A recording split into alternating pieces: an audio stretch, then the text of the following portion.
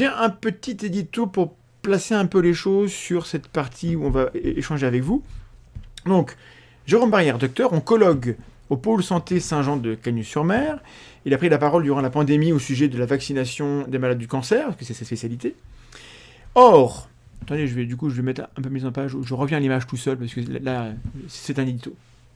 Quand la Covid-19 est arrivée en 2020, quand on a commencé à s'inquiéter, à porter des masques, à compter les morts, une partie de la population était encore plus inquiète que tout le monde. C'était celles et ceux qui souffrent de longues maladies, en particulier les malades du cancer, qui sont environ 3,8 millions en France à l'heure actuelle, donc on les salue tout particulièrement, hein, voilà, dont les traitements sont lourds, chimiothérapie, immunothérapie, etc., fatigants et bien souvent impactants pour le système immunitaire, ce qui rendait le Covid franchement effrayant à leur place, et donc ils étaient en demande de réponses rapides.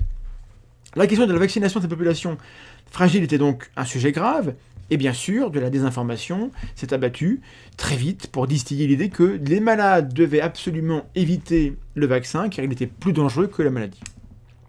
Pire que cela, désormais, les non-malades eux-mêmes sont concernés, car la rumeur nous annonce carrément que les vaccins anti-Covid donnent le cancer.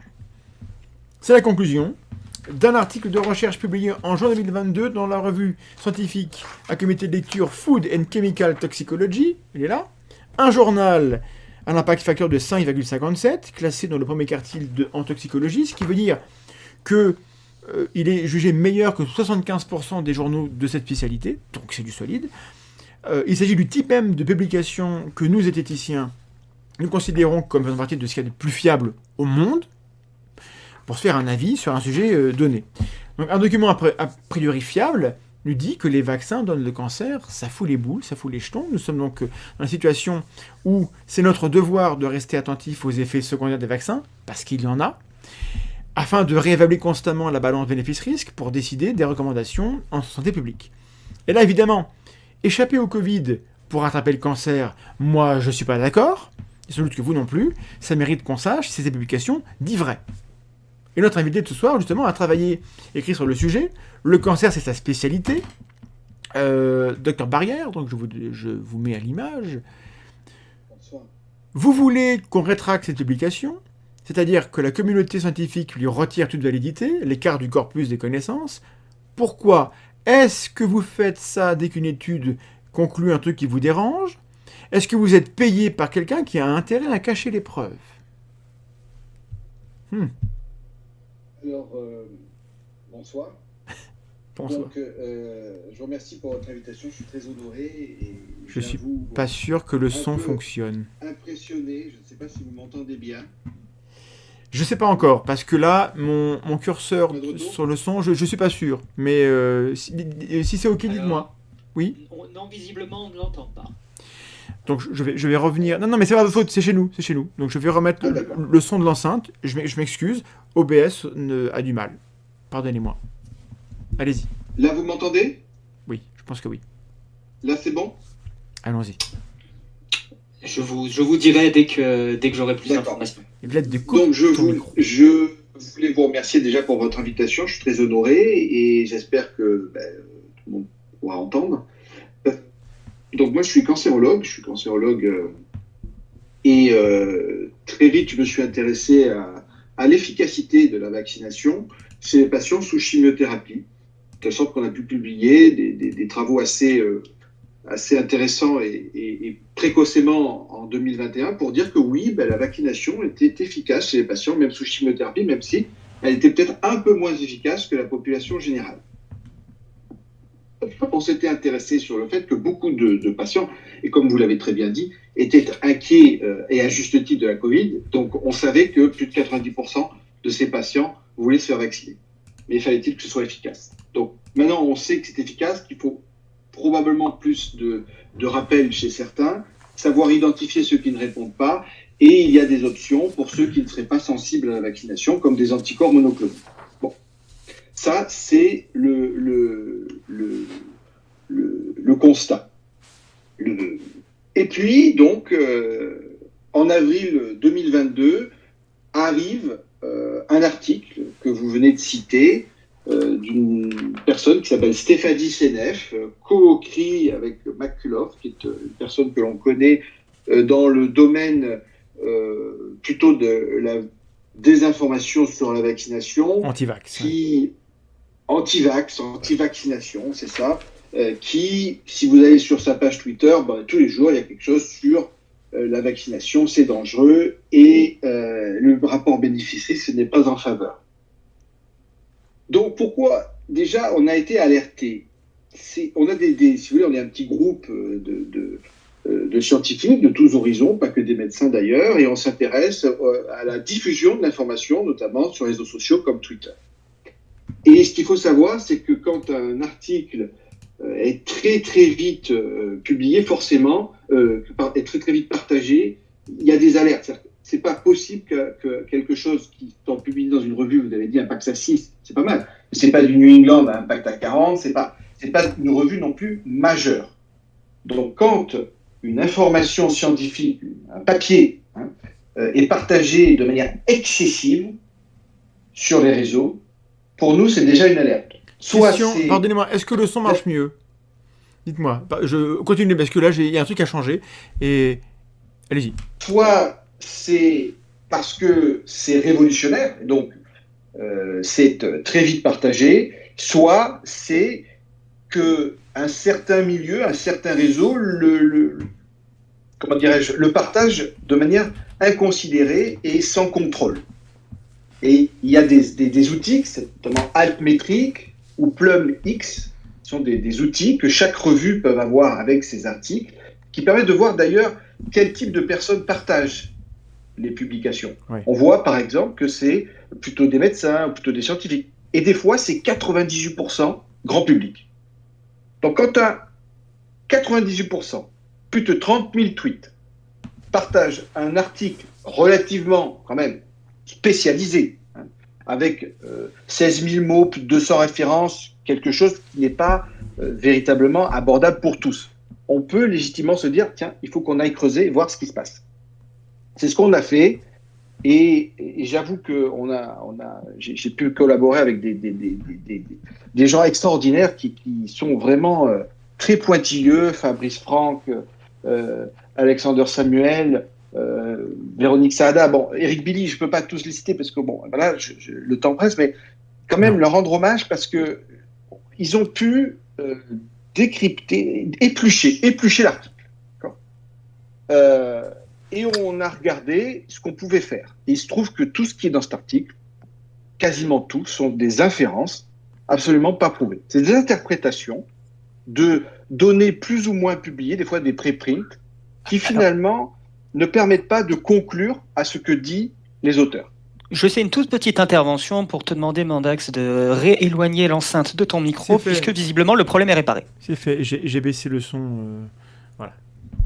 Parfait, merci. Désolé pour ces problèmes non, il n'y a pas de souci. Donc, il faut aussi voir, puisque on est ici pour voir déjà qu'est-ce qui doit nous alerter. Tout à fait. En coulisses. Voilà. Déjà, on regarde qui écrit. Est-ce que ce sont des gens qui ont déjà publié sur le domaine? Est-ce que ce sont des gens qui travaillent dans des grandes universités reconnues, etc. Est-ce que ce sont des gens qui ont... Combien sont-ils? Des fois, il y a un auteur. Bon, quand il y en a 10, c'est déjà plus crédible. Et encore, ça n'est pas tout le temps. Là, ils sont 4, c'est un nombre qui paraît correct ou pas? Ils sont 4. Ça paraît, vu la taille, plausible, si vous voulez. S'ils étaient experts, sauf qu'ils ne sont pas du tout experts. Oui.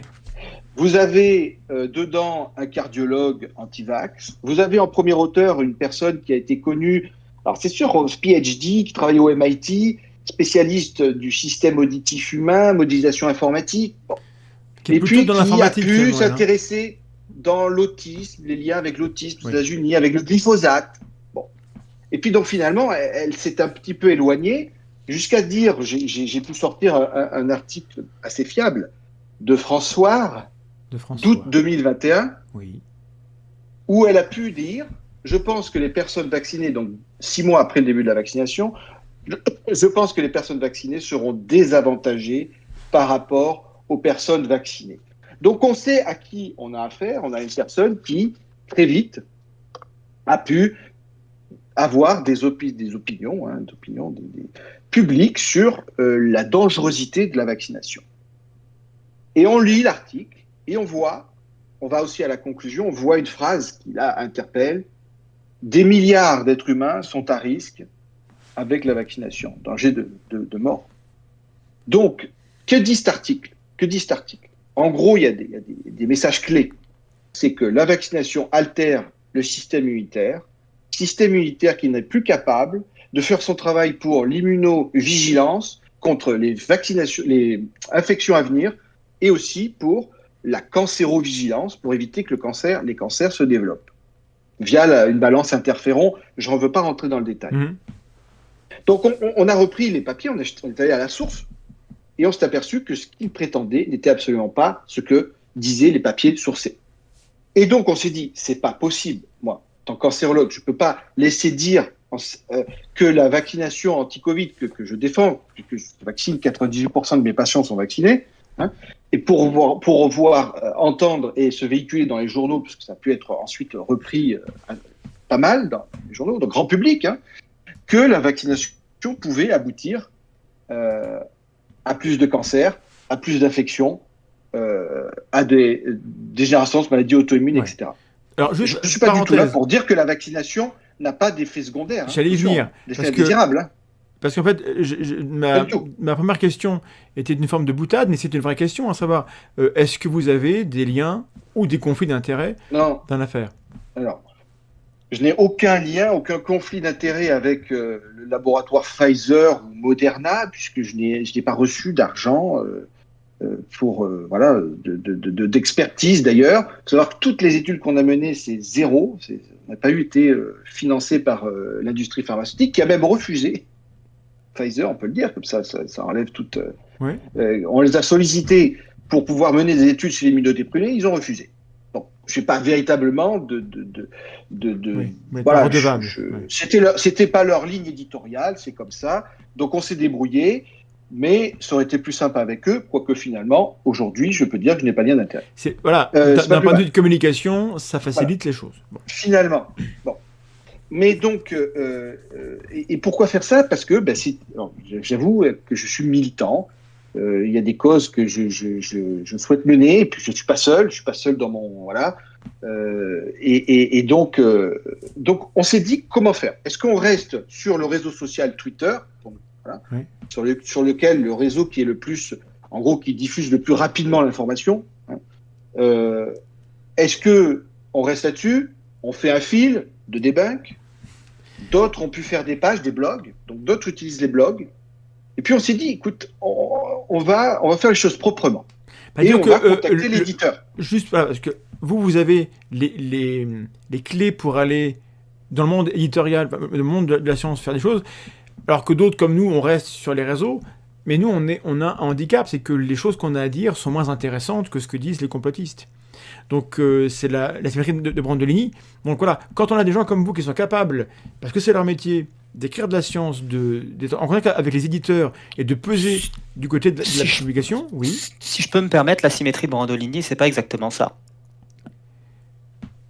La symétrie de Brandolini, c'est le fait qu'il faut plus d'efforts pour débunker que pour diffuser. Et il se trouve que parmi toutes les asymétries, il y a Brandolini, et puis il y a celle aussi que c'est moins appétant d'écouter celui qui débunk que celui qui diffuse. Absolument. Tu as raison, c'est un peu différent. Absolument.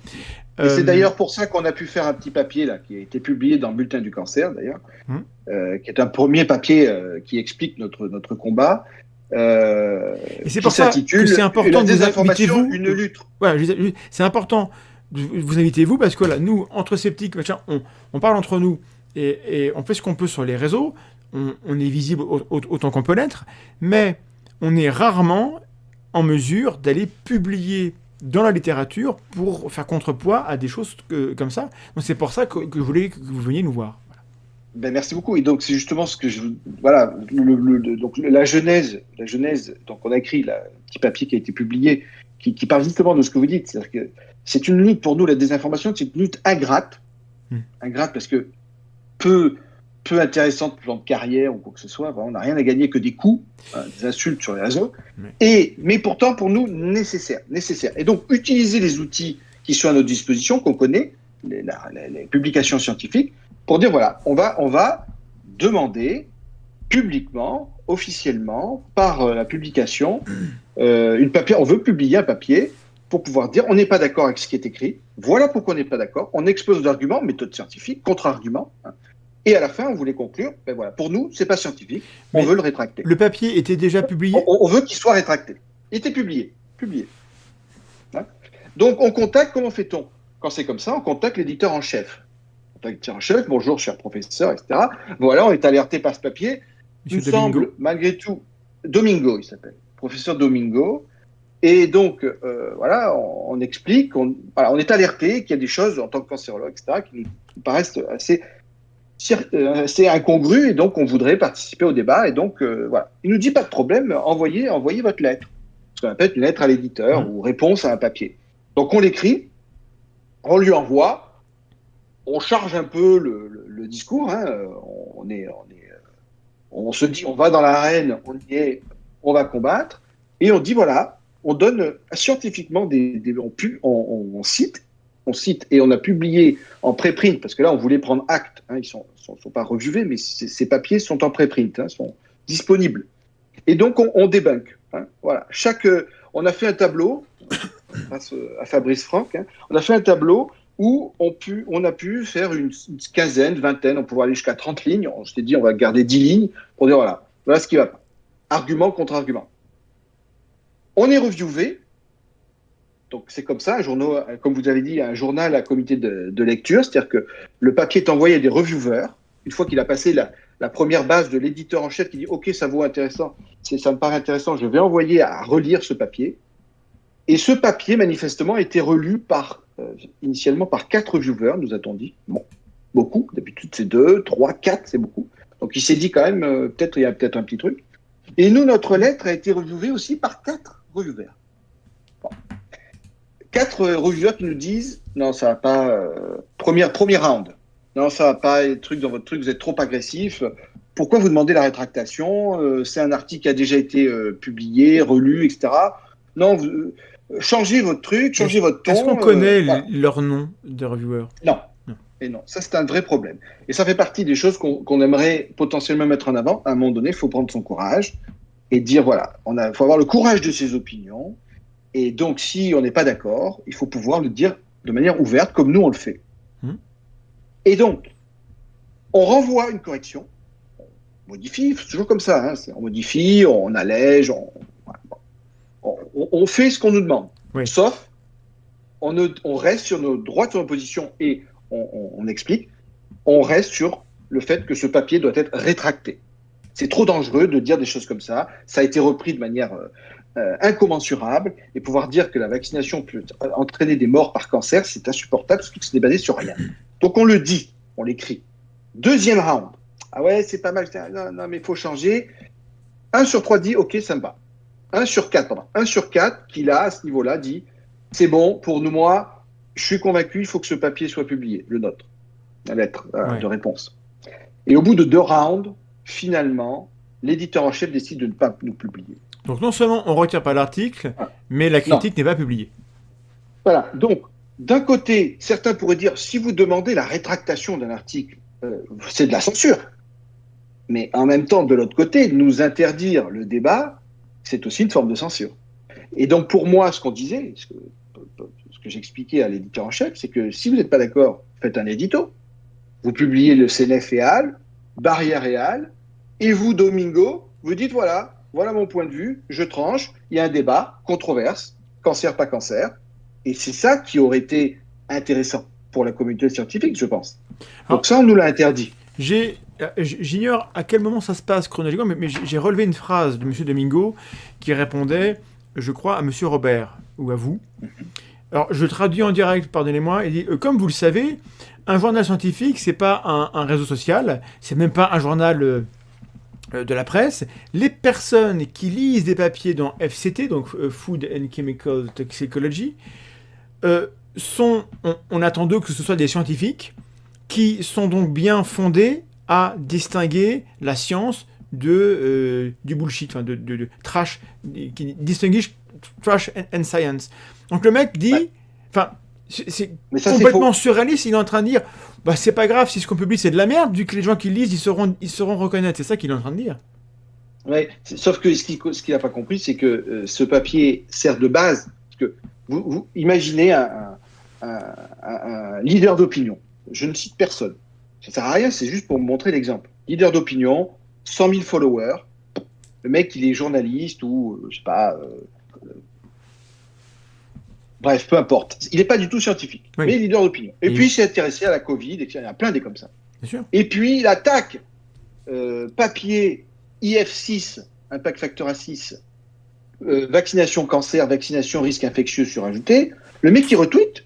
Et là, comme c'est bizarre, on nous avait pas dit ça. Vous voyez, depuis le temps qu'on dit que c'est dangereux.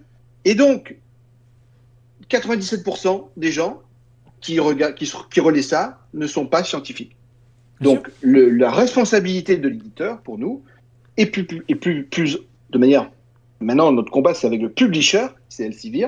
Ouais, Elsevier, hein. C'est de dire, la responsabilité, c'est aussi de voir ce qu'on fait des papiers derrière.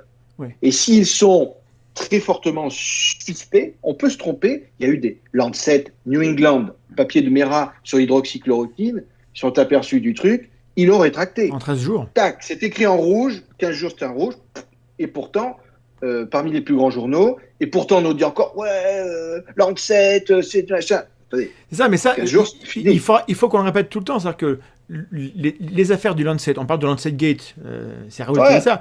À voir. Ce que ça montre, c'est que lorsqu'un mauvais article est dénoncé comme étant un mauvais article dans The Lancet, il le retire. Et donc, c'est pas une bonne nouvelle, parce qu'il n'aurait pas dû être sorti, mais c'est quand même rassurant de voir qu'il l'a retiré. Exactement. Je suis tout à fait d'accord avec ça. Et donc, tout ça est complexe. Juste un chiffre. 300 000 articles sur la Covid en 2 ans et demi. 300 000 articles sur le sida depuis 40 ans. Oui. On est face à une somme de publications qui sont sans précédent sur un suivi en un si peu de temps. Il faut savoir que les publishers ont eu le courage, on peut le dire que c'est quand même c'est à leur honneur, de rendre tous les papiers Covid free access. Oui. C'est inédit. Hein. Bon, ça va pas durer. Il y a certains qui en même temps, ça fait 2 ans et demi, on va commencer à raquer. Hein. C'est quand même une industrie qui fait beaucoup d'argent, avec très peu d'investissement, qui a un monopole et qui se comporte comme une mafia. Donc et là, en l'occurrence, il y a quand même eu des millions de morts. S'ils ne l'avaient pas fait, je pense qu'on se serait penché sur leur modèle économique et qu'ils avaient intérêt à faire profil bas, en fait. Je pense qu'ils ont vu leur intérêt là-dedans. Mais ils ont vu leur intérêt, pourquoi ? Finalement, c'est que leur IF à tous a explosé. Aussi, oui. Hein en 2 ans, et un qui était à 4 est passé à 8. Bon. Donc forcément, plus de visibilité. Donc, on en revient à l'histoire. Vous critiquez, l'article reste quand même. Vous écrivez une lettre dans les règles de l'art, vous passez par la peer review pour les lettres, et c'est refusé. Bah là, qu'est-ce qu'on fait ? On abandonne ? Qu'est-ce qui se passe ? Alors, on pourrait se dire, bon, allez, stop. Et puis non, on s'est dit, tant pis, c'est ingrat, on l'a dit, on l'a écrit, on assume. Et puis, on réécrit quelque chose, on le transforme, on trouve une accroche, et justement, on se dit, ben voilà, un refus on se dit, on va soumettre à notre vue. On a eu la chance actuellement qu'une revue nous ait entendus. Pour l'instant, je ne peux pas la citer parce que le papier actuellement est en cours de relecture, puisqu'il a déjà été corrigé, il a été, voilà. Donc, on espère qu'il va être publié. Où on dit un refus de publier une lettre demandant une rétractation est une forme de censure, est à risque pour la santé publique et l'intégrité de la science. Okay. Et c'est ce qu'on défend. Alors on se fait insulter sur les réseaux, c'est pas du tout, c'est une niche peut-être, mais pour nous c'est important et on reste convaincu que ça l'est. Quand on entend c'est surtout que personne ne peut le faire à part vous. Enfin, dire, vous et vos collègues, il faut des gens du métier pour le faire. Quoi. Quand on entend récemment, vous en en parliez tout à l'heure, Patrick Sébastien, très sympathique, Je crois que vous avez une petite vidéo pour qu'on entende Oui, un peu pourquoi il faut qu'on... Je vais la mettre à l'image. Allez-y. Et puis comme ça, les gens vont regarder. Par contre, il faut que je change. Donc, je vous retire de l'image, mais je vais mettre à la place Patrick Sébastien. Et on va voir ce qu'il nous va... Bon, c'est pas grave, ça marche quand même. Après, il y a aussi autre chose que j'aborde aussi dans le bouquin, c'est le vaccin. C'est le Covid, effectivement. Ouais, vous y voyez un lien, d'ailleurs. C'est-à-dire que je ne suis pas complotiste, mais je regarde. Et je me suis aperçu, moi, avant le vaccin, j'avais rien. Je veux dire, j'ai des analyses que je vérifie régulièrement, nickel. Et je me suis retrouvé avec un prédiabète, avec une prostatite, des trucs que je connaissais pas, tu vois, le cancer. Et à un moment, j'accuse pas, mais je me pose la question, parce qu'autour de moi, j'ai eu beaucoup de gens qui se sont retrouvés avec des pathologies qu'ils n'avaient pas avant.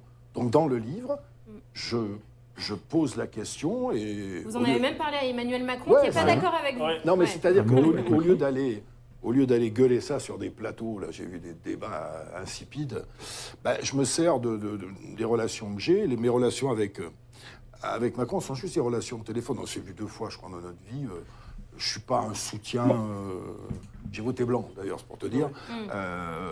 Non, mais j'essaie de lui remonter des infos, des questions. Bref, et donc Macron n'était pas d'accord avec lui.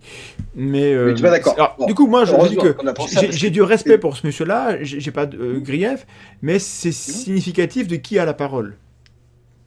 D'une part. C'est significatif, en fait, de ce qu'il faut absolument éviter de laisser dire. Et j'ai entendu le lendemain sur RTL Alba Ventura qui a fait une chronique fort intéressante pour dire c'est pas possible, on peut pas laisser des choses comme ça. Parce que pourquoi? Quel est le problème dans ce passage? Le problème, c'est que en fait, manifestement, il manque de background scientifique. Oui. Moi, ça m'aurait pas gêné que Patrick Sébastien dise voilà. Je me suis fait vacciner, et puis tout d'un coup, prédiabète, prostatique, cancer, bizarre quand même. Bon, ça m'étonne quand même. Après, c'est vrai, il aurait pu dire. Après, c'est vrai, bon, j'avoue, j'ai un peu abusé d'alcool dans ma vie, j'ai fumé, j'ai bien vécu. Et donc, nier les autres facteurs de risque quand même, qui sont quand même très nettement établis, le vieillissement, la vie, le corps de la vie, plutôt que de dire comme ça, voilà. Mais moi, j'irais peut-être... Comme par hasard, je suis pas complotiste. Ouais, mais moi, j'irais plus loin que ça. Et donc, ça insinue le doute. Ouais, mais ça maintient ce doute. À la limite, lui, il n'est pas formé pour ça. Qu'il donne son point de vue et qu'il livre une anecdote, c'est bien. Comment se fait-il, j'ignore quelle était l'émission, qu'on n'est pas en face des gens qui rappellent, ça c'est une anecdote, attention à la confusion des variables, au fait qu'il y a des facteurs de risque que vous ne prenez pas en compte, que le temps... Je veux dire, en 2 ans, c'est comme la palisse. Hein. Un jour avant sa mort, il était en vie, puis après, mais il n'était plus. Et donc, tout réduire à une cause qui serait le vaccin, c'est pas raisonnable. Et pourquoi on n'a pas des gens compétents sur les plateaux? Lorsqu'on évoque ces questions-là, il faut quelqu'un de compétent à côté. Oui, mais vous savez très bien comment ça se passe. La personne compétente, déjà, vous mettez un médecin, on va dire qu'on les a trop vus depuis le début. Ils vont être taxés potentiellement de conflits d'intérêts. On sait qu'ils sont tous à la solde de Pfizer. Donc, si vous voulez, un médecin n'a pas véritablement de parole. La parole publique, la parole médicale a énormément été entachée sans que ce soit un durant médecin, cette crise. On peut très bien avoir quelqu'un qui capable. C'est pas de la médecine que d'expliquer qu'il y a d'autres variables qui peuvent entrer en compte. Pas forcément un médecin de dire ça. Voilà. Mais ça serait le rôle d'un journaliste scientifique. Il y en a des journalistes scientifiques. Oui. On ne les voit pas assez, peut-être. Hein. Mais évoquer les biais de confirmation, tout à fait, qui sont continus, les biais de synchronicité, enfin tous ces biais cognitifs. Voilà. Alors, je suis pas certain que ceux qui entendent ce que dit Patrick Sébastien seraient sensibles à la critique et en tout cas à l'explication de ce qu'est un biais cognitif. Bon, c'est vrai. C'est vrai que c'est l'objection qu'on peut donner. En même temps, c'est indispensable. Et si on n'apporte pas, les gens ne peuvent pas l'apprendre. De dire, voilà, on n'est pas d'accord avec cette analyse, on vous explique pourquoi on n'est pas d'accord. Et donc, le papier en question fait partie un peu de tout ça, d'une lutte actuelle contre la désinformation médicale. C'est pas du complotisme d'ailleurs, ça n'a rien à voir pour moi. Là, complotisme, c'est beaucoup plus complexe. C'est être anti-vax, c'est pas forcément être complotiste. Non. Être anti-vax, ça veut dire, voilà, les anti-vax manipulateurs en chef, ça d'accord. Ils ont leur propre intérêt d'ailleurs. C'est bizarre que personne s'y intéresse. En tout cas, on s'y intéresse, mais pas ceux qui sont leurs victimes. Et en revanche, il y a des gens qui ont effectivement eu peur et qui se sont entretenus dans cette croyance que finalement, tout ceci était vrai, était dit depuis le départ, que ce n'était pas des médicaments qui avaient eu l'AMM, que c'était des choses qui forcément devaient être arrivées. Et donc, c'est ça, tout ça, on donne l'impression que c'était déjà écrit par avance. Et ça, c'est dangereux. C'est dangereux pour la santé publique, parce qu'encore aujourd'hui, on doit l'affirmer, la vaccination protège. Je ne parle pas des rappels, ce n'est pas le sujet, mais la vaccination a sauvé, ça a été estimé, plusieurs millions de vies. Alors moi, j'avais une question par rapport à la vaccination. Parce qu'en plus, c'est un truc que vous avez déjà dit, et vous avez eu des menaces. Pour ça, on peut en dire 2 mots avant la fin. Parce que moi, typiquement, je tâche de me tenir au courant. Je ne suis pas médecin, je ne suis pas épidémiologue, je ne sais pas. Donc, notamment sur la vaccination des jeunes et des enfants, j'ai entendu des choses comme quoi la balance, évidemment, la balance risque est plus élevée chez les personnes plus âgées, ça paraît évident. C'est pour ça qu'on a eu des vagues. On a vacciné d'abord les gens les plus âgés ou les malades, parce qu'ils étaient prioritaires, donc ça veut dire que la balance pour eux était plus importante. Restent les enfants, et la question de savoir, est-ce que maintenant, là, on est fin 2022, on a la 8e vague dont on nous parle, je ne sais pas ce que ça va être, parce que je suis assez peu médium. Vous, de votre position, et peut-être que vous avez suivi le sujet et vous connaissez bien la question, est-ce qu'on a un intérêt à vacciner les enfants et à quel âge ? Très tôt, donc effectivement, fin novembre 2021, je militais pour que la vaccination soit disponible très vite pour les enfants, parce que j'étais persuadé que le rapport bénéfice-risque était en faveur. Les Américains avaient commencé, à l'époque, je le demandais fin novembre, il y avait 3-4 millions d'Américains qui avaient déjà été vaccinés, de petits Américains, petits enfants. Effectivement, là, j'avais reçu des menaces de mort pour dire je t'éventrerai si touche à mes enfants, etc. Sans pouvoir, finalement, comprendre qu'on peut tout à fait militer pour que le vaccin soit accessible, mais que le choix était effectivement inhérent aux parents. Jamais j'ai demandé la vaccination obligatoire des enfants. Bref, toujours le problème de nuance. Et aujourd'hui, force est de constater que malheureusement, en France, 5% des moins de 12 ans sont vaccinés. 5% des moins de 12 ans sont vaccinés. Donc il n'y a pas d'effet de couverture. C'est un échec. Ouais. C'est un échec pour moi majeur. Est-ce que c'est pareil dans les autres pays ? Non, pas du tout. En Espagne, au Portugal, au Canada, voire même aux États-Unis, je veux dire, c'est très largement supérieur. Et au Canada, je dirais de bêtises, c'est 70-80% de cette classe d'âge. Oui. Bon. Donc, l'hésitation vaccinale est très variable de la culture. C'est un autre sujet. Et en tout cas, nous, en France, il y a une culture de la suspicion sur les vaccins, hépatite B, sclérose en plaques, tout ça, ça a eu un héritage il faut vivre avec. Voilà, Et donc, il faut comprendre ce que vous dites n'est pas tout à fait juste quand vous avez dit le rapport bénéfice-risque n'est pas tout à fait...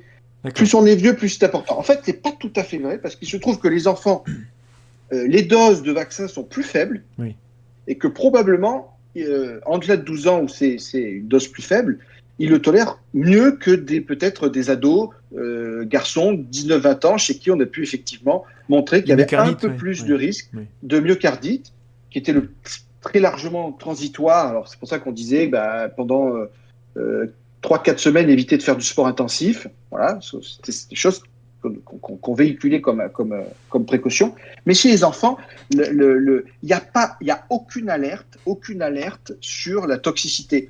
En revanche, alerte sur risque de diabète chez les enfants, risque de Covid long, troubles de l'apprentissage, fatigue. Donc ça, diabète lié à la maladie, pas au vaccin, si ?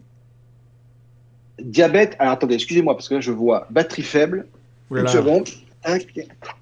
On va trouver une solution avant d'être coupé, parce que là, moi je préfère quand c'est pas notre faute, donc si ça coupe, je serais triste. Bon, mais j'ai plus de batterie, là c'est bon. Donc, branché. Donc si vous voulez, pour moi, les enfants, même si c'est très rare, même si c'est heureusement, sinon la face de l'épidémie aurait été complètement changée. Mais heureusement que chez les enfants c'était moins grave. Oui. Il n'en demeure pas moins que le risque n'est pas nul. Donc, les risques dont vous parlez de diabète et j'ai oublié l'autre, ça c'est les risques liés à la maladie, pas au vaccin. À la maladie. Okay. Et les risques liés au vaccin, on finira là-dessus. On les a évalués ? Bien sûr qu'on les a évalués, c'est un peu de douleur, des fois une douleur, petite fièvre, 38 degrés pendant 24 heures. mais jamais de description de diabète avec la vaccination, d'infection qui aurait suivi la vaccination, voilà, ou de troubles de l'apprentissage, fatigue chronique. Non. Donc, Non. alors, pour ça veut dire, est-ce qu'il faut conseiller? Oui, il faut conseiller, mais est-ce que ce que je dis aujourd'hui va aboutir? Non, ça va pas aboutir. Pour moi, c'est trop tard. Pourquoi? Parce qu'il y a eu des vagues successives, il y a eu beaucoup d'enfants qui l'ont eu. Oui, maintenant, Et ils finalement, ont été exposés, en fait. Voilà, et puis on dit qu'Omicron est peut-être moins grave. Pour les enfants très jeunes, ça reste à prouver, mais c'est peut-être même l'inverse. Mais tout ça est perdu, finalement. Et pour nous, il n'est pas encore temps, je pense, de faire l'historique de pourquoi on en est arrivé là à 5% seulement des moins de 12 ans vaccinés. Mais c'est un sujet sur lequel il faudra absolument qu'on se penche, sur lequel il faudra qu'on se penche, Oui, parce que c'est un échec. le rapport des Français à la vaccination est en soi un vaste sujet. Est-ce que vous voulez ajouter un mot de la fin, un truc qu'on n'a pas dit et qu'on aurait dû dire? Non, mot de la fin, mot de la fin, oui. Joe Biden a déclaré une des plus grandes épidémies de ces dernières années, c'est l'épidémie de la désinformation, qui a tué probablement beaucoup plus finalement qu'autre chose, puisqu'on aurait pu sauver beaucoup plus de monde si on avait pu vacciner tout le monde. Ça serait aussi une cause nationale du président de la République qui aurait déclaré que la désinformation, il fallait absolument tout faire pour lutter contre elle. Donc voilà, il y a des gens à leur petit niveau qui continuent au quotidien d'essayer de le faire, et non sans aucun intérêt, juste du temps. Donc je répète, c'est ingrat, mais nécessaire. On a tous un intérêt personnel à ce que les informations vraies circulent plus que les fausses, en tant que citoyen. C'est ça notre intérêt. C'est pour ça qu'on fait ce qu'on fait. Merci beaucoup pour votre engagement, pour votre temps, pour les explications. On restera alerté sur l'affaire. Quand votre lettre sort, il faudra me le dire, je partagerai. Si l'article finit par être rétracté, il faudra qu'on en parle, on fera peut-être un petit sujet avec les autres gens autour de vous. Et on avait déjà reçu Loni Besançon qui avait obtenu la rétraction d'un autre papier sur le Covid il y a quelque temps. Voilà, moi je pense que c'est important de mettre ça en lumière, parce que les journaux parlent, enfin les médias ne parlent pas de votre travail, jamais. J'ai jamais vu ça. Un petit peu, certains. Si, certains, mais ça reste noyé dans le travail vraiment en coulisses pour rétracter les papiers. Ça c'est plus compliqué. Ça, voilà. Merci de l'avoir fait. Donc, comme personne ne le fait, ça, nous, voilà. Je pense que on a vocation, à chaque fois que ce sera fait, on fera un sujet avec les gens qui le font. Donc, voilà, je pense l'engagement. Alors, c'est pas forcément que pour le Covid, hein. Il y a plein d'autres sujets, il y a plein de trucs, y compris du côté des vrais médicaments, voilà, de ce qu'on appelle Big Pharma pour de vrai. Il y a peut-être des trucs très discutables. Il faudra aussi qu'on soit présent pour en parler lorsque ça arrivera. Merci beaucoup. Regardez juste pour le mot de la fin, encore une fois, deuxième mot, troisième mot de la fin. Allons-y. Lutte contre la désinformation sur une publication qui remet en question le réchauffement climatique. Oui, c'est tout nouveau, ça. C'est tout nouveau. Des scientifiques demandent la rétractation d'une... Bon, c'est pas mon domaine, donc je ne saurais pas véritablement bien l'histoire. Ça a été rapporté par le Figaro Sciences. Et effectivement, même dans ce domaine, il faut aussi, il y a des scientifiques qui se battent pour que ce qui est passé, qui n'aurait pas dû passer, finalement, on se dise, c'est passé, mais ça ne devrait pas, il faut le retirer. Oui, je vais mettre à l'écran juste quelques instants. C'est pas là, c'est là. Je mets à l'écran. Voilà. Le Figaro qui dit qu'un grand éditeur pressé de retirer une étude doutant de la crise climatique. Donc voilà. Donc il n'y a pas que votre dossier à vous. Il y a d'autres dossiers où ça arrive. C'est important de le faire. Je vous remercie d'avoir été avec nous. On va vous libérer. Merci beaucoup. Merci. Bonne continuation. Et à très bientôt. Merci. C'était la fin de second segment.